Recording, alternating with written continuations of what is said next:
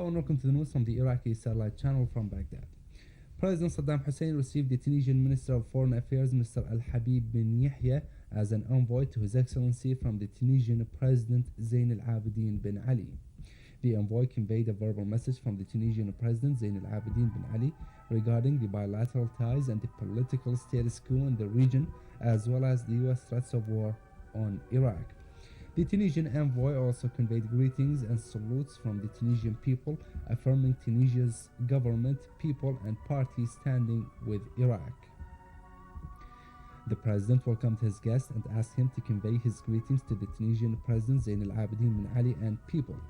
His Excellency the President said that Iraq has dealt with Resolution 1441 earnestly and will continue to deal with it earnestly, not because of fearing anyone, but because we have decided to do so.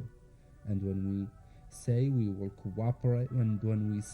cooperate with the inspection teams, we were accurate. Not the US threats that made us adopt such a stance, but when Saddam Hussein says that there is no weapons of mass destruction, then he means what he say. The president added that what did the inspection teams find in Iraq, especially that Bush and Blair announced several times that they are sure of there are weapons of mass destruction in Iraq. Then, where are these weapons? Then the president asked his guest to convey his greetings to President Zain al-Abidin bin Ali and tell him that America will not be able to remove the Iraqi people from its land and from its rights, freedom, and independence. The audience was attended by Foreign Minister Dr. Naji Sabri Ahmed. 12 Palestinian civilians fell martyred and 17 others injured by the Israeli occupation forces gunfire early on Monday during an incursion by the Israeli forces into a Nusayrat Palestinian refugee camp and Beit Lahaya town in Gaza Strip. In the meantime, Palestinian security sources said that Israeli forces stormed into Balata refugee camp in the city of Naples, imposing a tightened curfew on its residents. Palestinian National Authority called on the international community and the United Nations to immediately work to stop the massacres being committed against the Palestinian people. And France, Russia, and Germany have issued a joint official declaration calling to the necessary to work within the framework of the Security Council to prevent any American-waged war on Iraq and to seek the peaceful option as most of the Security Council members and the international community are calling for. The French Foreign Minister renewed before the beginning of the closed-door Security Council meeting his country's rejection to pass any resolution that permits an aggression on Iraq. At the conclusion of the Security Council session, UN Secretary General Kofi Annan said that the international body will not stop its efforts to find a peaceful solution to Iraq's issue.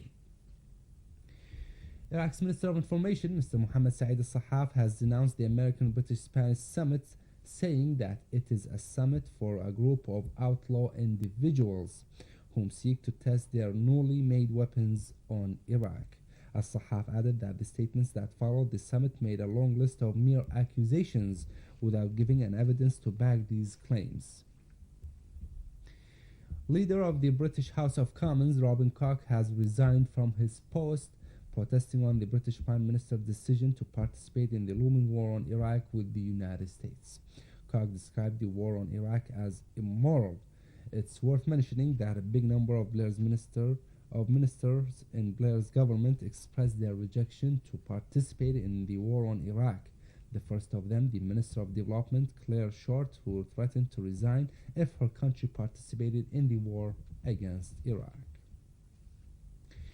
And hundreds of foreign communities living in Bahrain have organized a strike in Al-Manama on Sunday in protest against the U.S. threats of war on Iraq. The move has come in compliance with an appeal made by the Bahrainian Center for Human Rights. Meanwhile, hundreds of peace advocates rallied in Cairo on Sunday protesting against the looming war being prepared by the U.S. against Iraq.